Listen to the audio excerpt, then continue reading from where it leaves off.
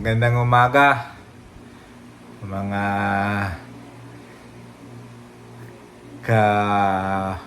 kababayan ko sa Republika ng Pilipinas.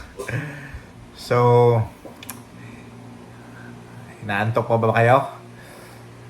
Hanggang anong oras ba tayo kanina? Nung nakikisarswela, nakikitelenovela, nakikidrama sa nangyari sa House of Representatives kahapon ng umaga hanggang gabi, no? I think natapos na yun, mag-alas 12 na ata. So, alas 12, midnight, no? Magmi-midnight na. Nagsimula mga 10, no? Around 10 in the morning. So, I was a bit intrigued. No, not really a bit. I was intrigued nangyari. Kasi, prior to yesterday, no? Sabi di matutuloy. At nagkaroon na ng palitan na ng mga kuro-kuro at mga information na keso na duduwag, may natatakot, etc. etc. So, again, yesterday morning, I was not really aware na matutuloy, no? Biglang all of a sudden, I saw some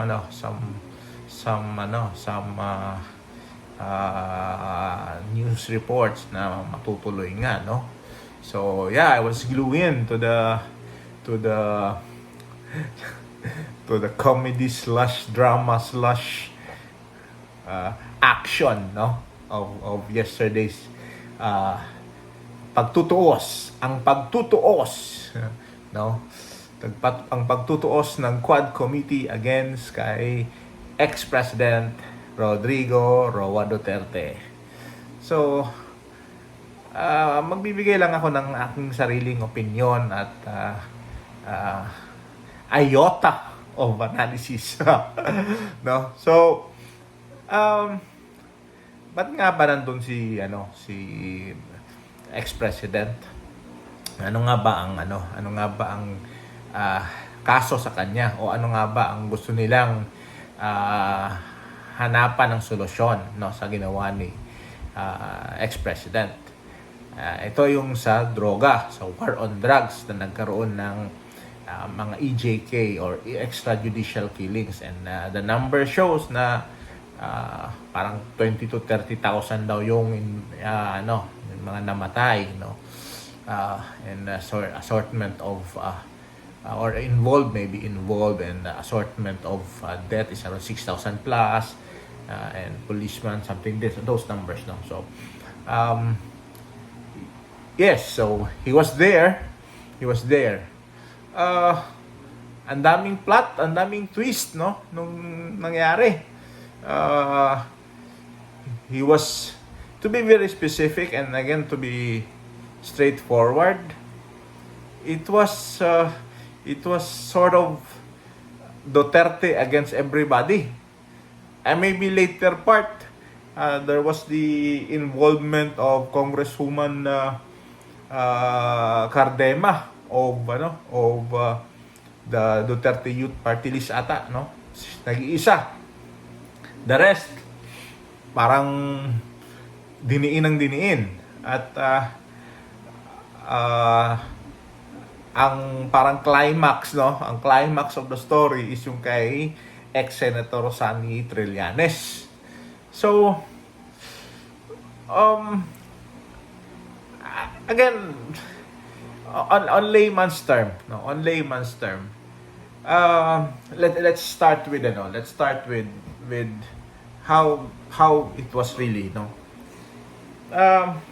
Di ba nung initial part talagang ang tatapang nung nasa Quad Committee, no? I think there was sort of really yung hindi naman threatening, but yung pag-aagit, no? Pag-aagit kay Duterte na umaten, etc. At di ba may sinabi pa si Kong Paduano na natatakot ba siya? No? So, nung umaten si Duterte, si ex-president Duterte, it seems like parang nagbago yung yung tono, no? Ang tono, ang pakikitungo, no? I don't know, maybe what? Respect because he was the ex-president? I don't know. Bakit? Pag wala ba siya sa harap nila, hindi nila re-respetuhin? Pag nandun, re-respetuhin nila? Parang gano'n, no? So, kasi parang nagbago lahat ng tono. Naging malumanay. Lahat may thank you for coming. No? It was our pleasure. Those things, di ba? So parang, pero nung wala, parang ang tatapang na naduduwag, natatakot, ano bang kinakatakot, etc. etc. And I do not really see parang I don't know, the question is, handa ba sila talagang tanungin si Duterte, or they were surprised na Duterte went there, or Duterte parang si Duterte kumasa sa hamon nila, no, na biglang dumating, no? So they were I think I assume and I presume na they were expecting na kakasa si ex-president, para bang iniimbitahan mo pero you are not expecting him to go at biglang dumating. At di ba nga prior to it, kinancel pa nila, dapat di ba? Kakancel nila yung yesterday kasi i-move sa 21 of November. Pero siguro because of pressure, no, na parang naduduwag kayo, blah blah blah. At so napilitan na i-go, no? At the last minute, parang the other night lang na i-go nila yesterday morning, no? So parang it seems like parang silang, kung meron mang so-called script, di ba? Hindi nila napag-aralan yung script. Maybe except for the few, no? Kasi the same rhetorics, lahat sila same same from the first speaker, first lawmaker to the last lawmaker who questioned Duterte. Same ang pattern. Goodness, then question on this and this and that. And to be also fair with ex-President Duterte, he was there all alone. I mean, not entirely all alone, because he has his battery of lawyers and friends, no? I think nandun si Attorney Delga, si Attorney Bello, si Attorney Panelo, and yung mga supporters din niya na may considered guests, no? The funny thing is, tinabi siya kay ex-Senator De Lima, di ba? If you notice it, tinabi siya, para bang sinadya na to make him uncomfortable, and maybe siguro si De Lima din uncomfortable. Pero again, hindi yon parang to make De Lima uncomfortable, kasi hindi naman talaga masyado nagsalita si De Lima. It's more of to make the president uncomfortable in the answering the questions ba. So pero pag tiningnan mo, they're trying to again, this is my analysis, guys, no. I'm not making here an expert analysis, but this is just mere an analysis of a citizen, na para bang sinasabi mong may kasalanan si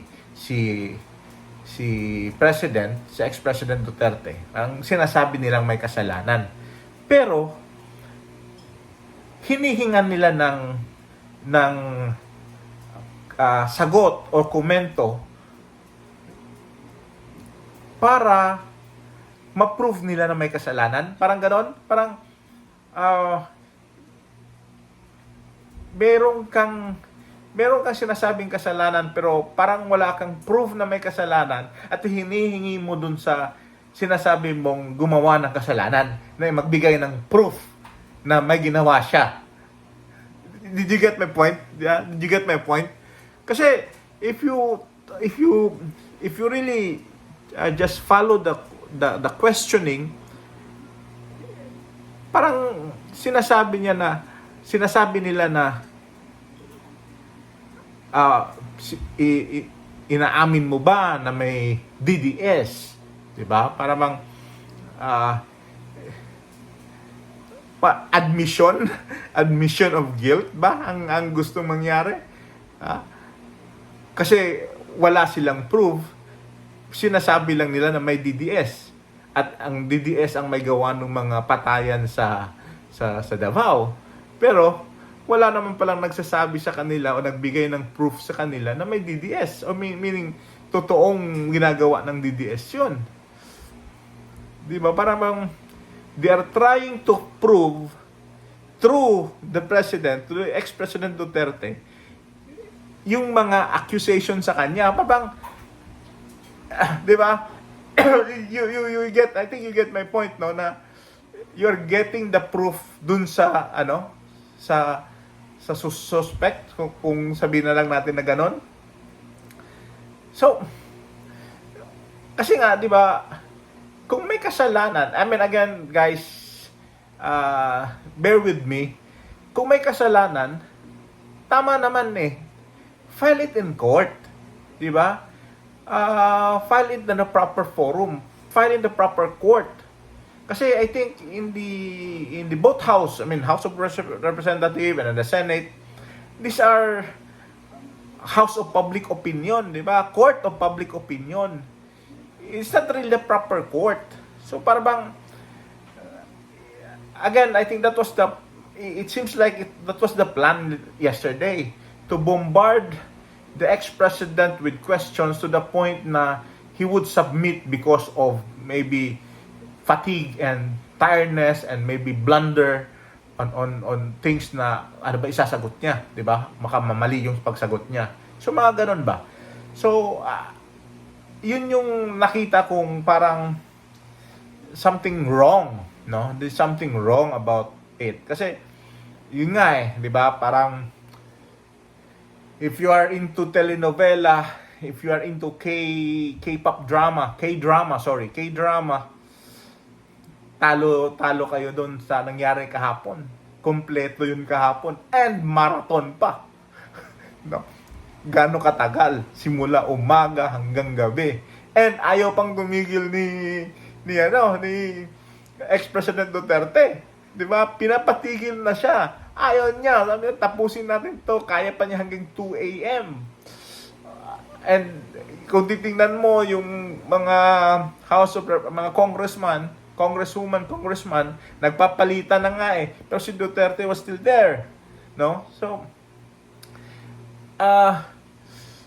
alam ko, ang nasiyahan kahapon, syempre, the Filipino people na into the drama of things, and also the lawyers and the law students, kasi ang daming technicalities ata na lumabas, no? I mean, ang daming technicalities na lumabas, no? Especially yung questioning and line of questioning ni Congresswoman Luistro, which I think is also a lawyer, if I correctly remember.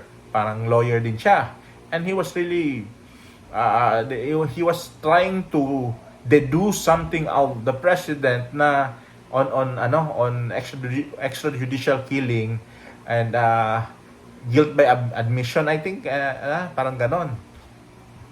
So pointing it out na parang nangyari yung mga krimen na yon, o nangyari yung mga blunders sa nangyaring war on drugs because of Duterte's command, 'di ba? So mayroon siyang liability and responsibility doon. So parang yun yung point ni Congresswoman Luistro, which I think medyo hindi ata tama, no? Hindi ata tama kasi parang hindi pa nga nangyayari, inano mo na pag may mangyari, kasalanan mo yung ganun ba? Parang hindi ata yun, hindi ata, parang hindi ata tama yun. Nobody can. Again, guys, this is just my small piece of opinion. But I like the discussion between these two guys. I mean, Congresswoman Luis Tro and President Duterte. Ang hindi ko masyadong hindi ko nagustuhan was yung parang speech ni Congressman Abante, no? Kasi para bang may utang na loob si ex-President Duterte sa kanya kasi tinulungan niya sa eleksyon at hindi daw nagpasalamat, no? At para bang he wants some thank you and respect and something on that proportion, to the point na parang rerespetuhin kita as equal, parang ganun, parang kung sa term pa ng natin Pilipinos, parang bang ng wala kang utang na loob, parang ganon, no? Parang again, hindi ko nagustuhan yung the way he played his rhetoric. Kasi sa punto niya wala naman atang war on drugs or EJK dun sa sinabi niya. It's more on tinulungan kita nung eleksyon, at may natanggap ba akong thank you, wala, bla bla bla, buti pa si Bongo, yung mga ganon. Di ba parang tama ba yun? Are we too Pinoy for that? Are we too Filipinos for that? I think that's I think we have to stick on the business, on what's really the point. Okay? I also see the rawness, medyo kayabangan siguro lang, or I don't know, nung kaisko na si Congressman Manuel, para siyang niluto sa sariling mantika ni Presidente Duterte. So, napangaralan na, at ewan, parang naawa ko kasi yun nga, minsan kasi ilagay din natin siguro sa pwesto o sa posisyon yung pagyayabang natin, no? Akala mo kasi dahil nga nasa poder ka, nasa posisyon ka, you can say anything you want. Unfortunately, hindi mo alam na yung kaharap mo is really better than you by age, by experience, and by profession. So parang hindi naman sa pero he was threatened, no? To be sued and guaranteed na makukulong if ever, 'di ba? Parang ganoon. So, and I think that was the point na natigil yung natigil yung Sarsuela kagabi kasi nga after that parang motion blah blah blah blah blah blah, and yun. So, I do not know if aaten si ex-president sa 21. O aaten pa ba? O iimbitahan pa ba nila? Kasi, it seems like parang talo sila kahapon kay ex-president Duterte.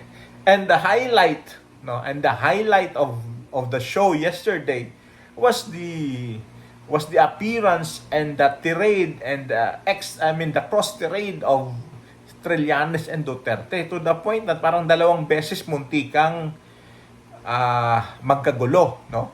I think yung una muntik batuhin nung mic ang una, yung pangalawa parang nagkainitan naman, no? Nagkainitan talaga, no? Parehong nagkainitan, at yung pangalawa was, I think it was more of again, siguro kasi paano ba? sanay si ex-Senator Trillanes mangkutya o mang-adjit kay ex-President Duterte. Parang ano ba yan? Kryptonite, kontrapelo. Parang ganon, parang or mortal enemies ba talaga sila? 'Di ba? Kasi parang it's rarely that you would see the President Duterte is parang nagkaroon ng hindi man meltdown pero nagkaroon ng extreme emotion ba. At 2 beses pa nangyari 'yon, 'di ba? So yun, parang yun talaga yung highlight and maybe yun na yung climax, no? After that, it was already it was already a show na, no? After that, wala namang bagong pinakita si kung tutusin, wala namang bagong pinakita si Senator Trillanes, si ex-Senator Trillanes. I think lahat ng sinabi niya are from 2016. 'Di ba? Lahat 2016. Yun lang, parang I don't know kung nakita nyo or na-analyze nyo, parang lahat ng accusation ni ex-Senator Trillanes is not really part of extrajudicial killings. No? Wala. Money laundering, 'di ba? Parang pera yung dahil sa bank secrecy, umabot pa sila sa bank secrecy law. Doon ako medyo caught off guard ba? Parang what are we discussing? Is it really EJK, war on drugs that brought about EJKs? Pogos? Those are the di ba? Those are yun ng Quadcom eh. Or are we trying to pin down ex-President Duterte? Yun yung napapaisip ako na para bang may something different. Kasi wala naman doon sa ni Senator Trillanes yung EJK.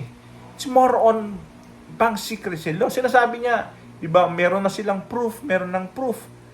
Pero para kung kinasahan ni Duterte na pipirma ako ng bank waiver, blah blah blah. Napunta na naman sila doon sa pagpapapirma. At doon nagsimula yung isang flare up doon sa pagpapapirma. 'Di ba? Na bakit but kayo mag-uusap about bank secrecy law or pirma nung waiver sa bangko para makita yung mga account na yon? Kung tutuusin, wala naman talaga yun sa topic. Diba? Wala sa topic ang wala man sa agenda nyo yung bank secrecy law. Wala man sa agenda nyo yung money laundering. Diba? Again, you comment below if you happen to see if am I right, I'm wrong. I'm more than willing to and we can share our discussion. But yun yung sa tingin ko something wrong or something different. I will not say wrong, something different. Kasi it's more like a fishing expedition on the part of the the Quad Committee and Mr. Senator ex-Senator Trillanes. Kasi nga the case was 2016. The accusations was made 2016. Pero 2024 na tayo ngayon. You should have filed the case. If there is really a case, you should file the case on the proper court. Kasi doon naman pag sinabi mo, and nasabi, di ba, may mention na mayroon na silang confirmation from AMLAC malaking, di ba, AMLAC is really a big agency of the government who can really prosecute you. So if you have happened to have already the clearance from AMLAC and that the account is against the Dutertes or owned by the Dutertes, file it in court.